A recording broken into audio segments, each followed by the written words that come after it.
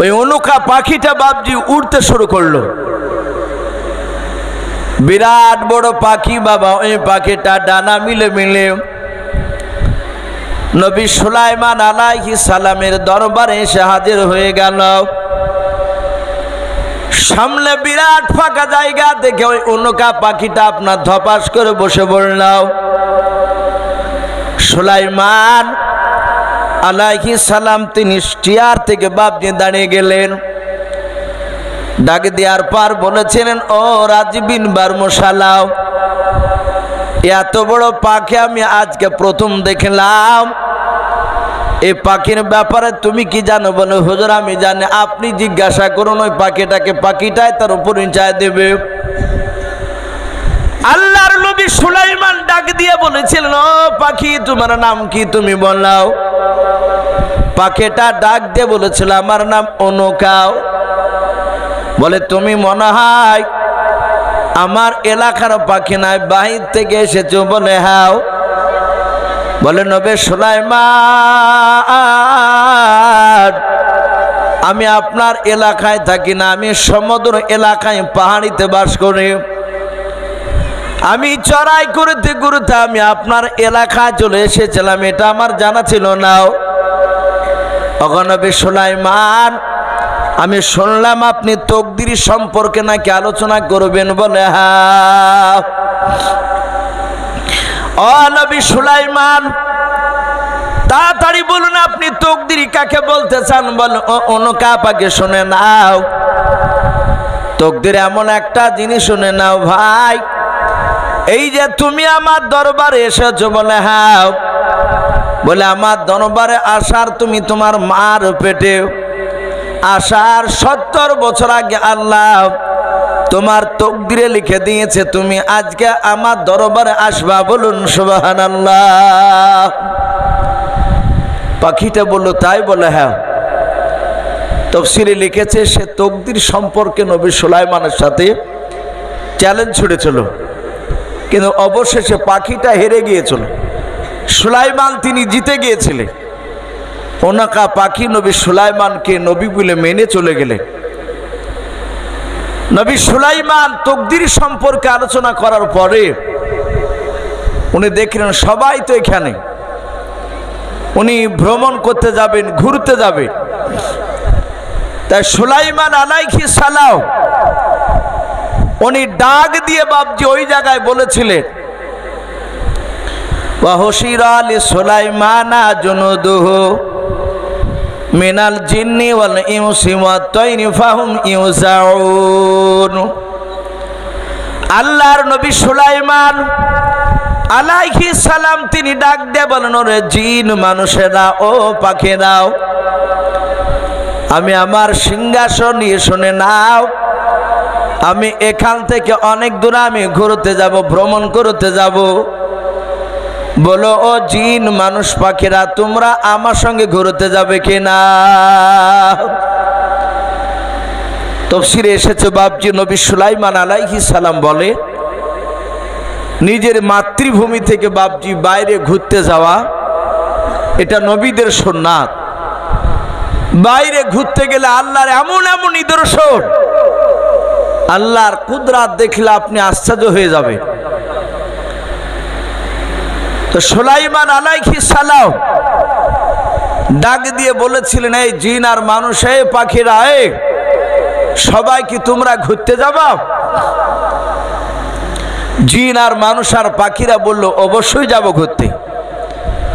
নবী সুলাইমান আপনি যেই দিকে নিয়ে যাবেন সেই দিকে আমরা যেতে রাজি আছি। বলে, তাই? বলে, হ্যাঁ। সুলাইমান আলাইহিস সালাম সিংহাসন নিয়ে আল্লাহর কুদরতে বাতাসের সাহায্যে তিনি আকাশ পথে চলতেন। বলুন আলহামদুলিল্লাহ। যেই দিকে মন চাইতো সেই দিকে চলে যেতে। আজ আমরা মোটর সাইকেলে, ট্রেনে, 4 চাকায়, জাহাজে বিভিন্ন জায়গায় বাপজি মানুষ আমরা চলাফেরা করি। সুলাইমান এইভাবে উনি বাতাসের সাহায্যে চলতেন। ওনার সিংহাসন, এত বড় সিংহাসন নিয়ে বাতাসকে সুলাইমান হুকুম করতেন আর উড়িয়ে নিয়ে চলে যেত।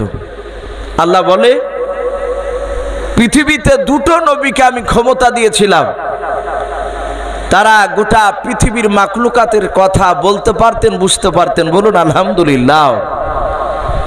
এক নম্বর নবী আপনার আমার নবী মুহাম্মদ সাল্লাল্লাহু আলাইহি ওয়াসাল্লাম, গোটা পৃথিবীর মাকলুকাতের কথা তিনি বুঝতে পারতেন, বলতেন। দুই নাম্বার নবী এই সুলাইমান আলাইহিস সালাম, সারা পৃথিবীর বাবজি মাকলুকাতের কথা উনি বুঝতে পারতেন, বলতে পারতেন। বাবজি আমরা রাত্রি 11টা হতে চলল, গরমে রাত্রি বসতে অসুবিধা হচ্ছে, অনেক মানুষের বুঝতে পারা যাচ্ছে।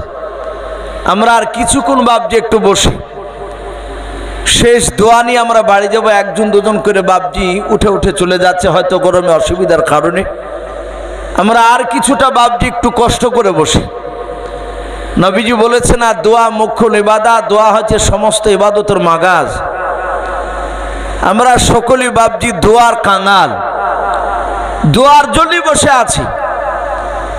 আমরা উঠব না ভাই, আমরা একটু বসে যাই কষ্ট করে। একমাত্র পেশাব পায়খানার যদি বাবজি জরুরত হয় তাহলে যেতে পারে। তো নবী সুলাইমান আলাইহিস সালাম উনি এই জমিন থেকে বাবজি আকাশ পথে উনি কতটা দূর দিয়ে উড়ে যেতেন। আল্লামা কামালউদ্দিন তিনি লিখেছেন 1350 কিলোমিটার ওপর দিয়ে যেতেন। বলুন আলহামদুলিল্লাহ। 1350 কিলোমিটার উনি এত ওপর দিয়ে উড়ে যেতেন। আল্লাহ বলেন, আমি তাকে এত শক্তি দিয়েছিলাম, এত চোখের পাওয়ার দিয়েছিলাম তার, যে অতটা ওপর দিয়ে উড়ে যেতেন। আর উনি জমিনে তাকালে পিঁপড়া দেখতে পেতেন। বলুন আলহামদুলিল্লাহ। ওই 1350 কিলোমিটার দূর থেকে জমিনের পিঁপড়া সুলাইমানের নজরে পড়ত। এ নবী সুলাইমান আলাইহিস সালাম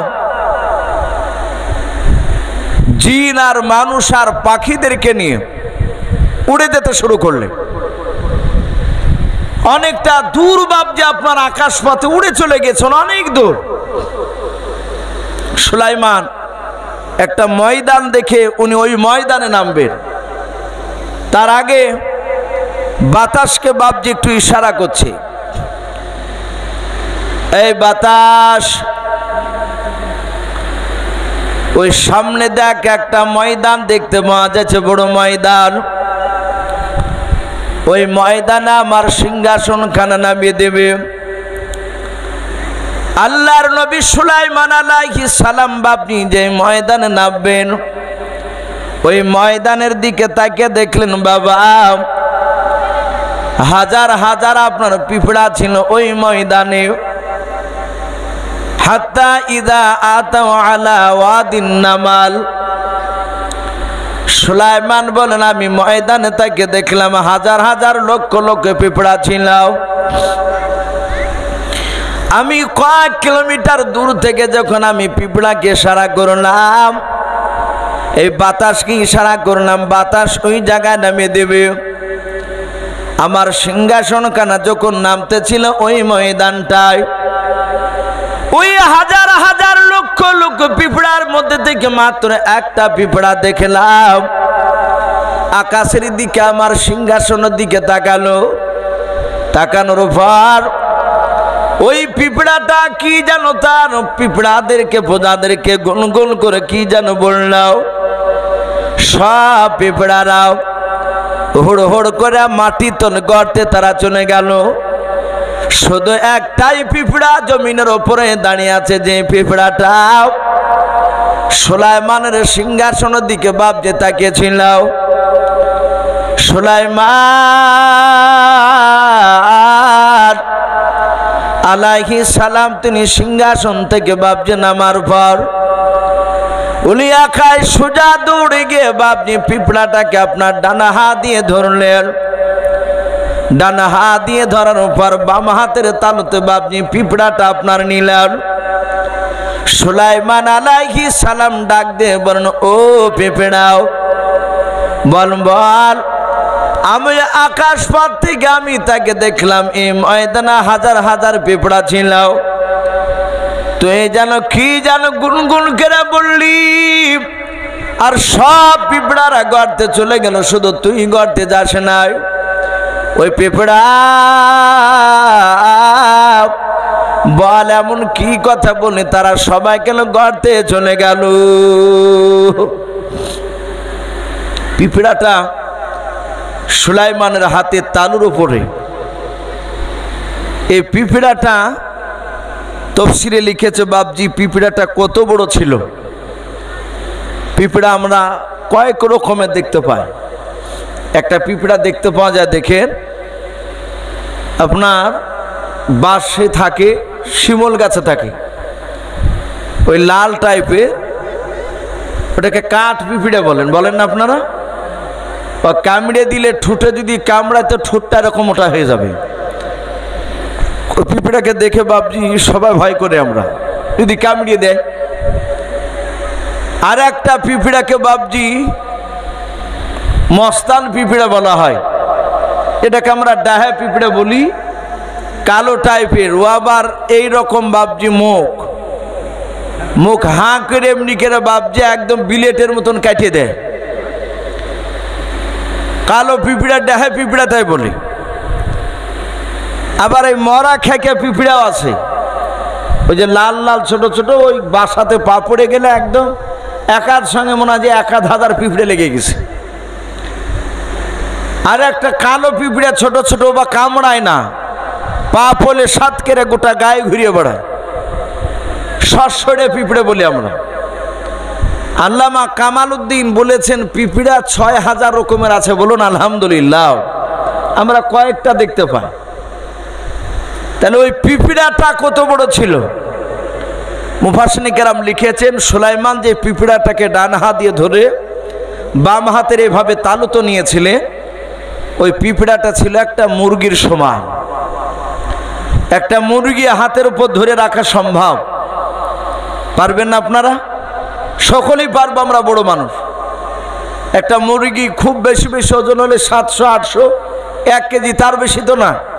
আর পোলট্রি হলে বাপজি অত 2 কেজি 2.5 কেজি হয়। তো নবী সুলাইমান আলাইহিস সালাম পিঁপড়ার সাথে কথা বলার পরে, পিঁপড়ার ভাষাতে সুলাইমান কথা বলছে। তে পিঁপড়ে বলছে, ওগো নবী সুলাইমান, আপনি আমাদেরও ভাষা আপনি জানেন? বলে, আল্লাহ ক্ষমতা দিয়েছে আমাকে তোর ভাষা বলা এবং বলারও ক্ষমতা দিয়েছেন আল্লাহ। বল, তুই এমন কি বললি যে তোর কথা শুনে সব গর্তে চলে গেল?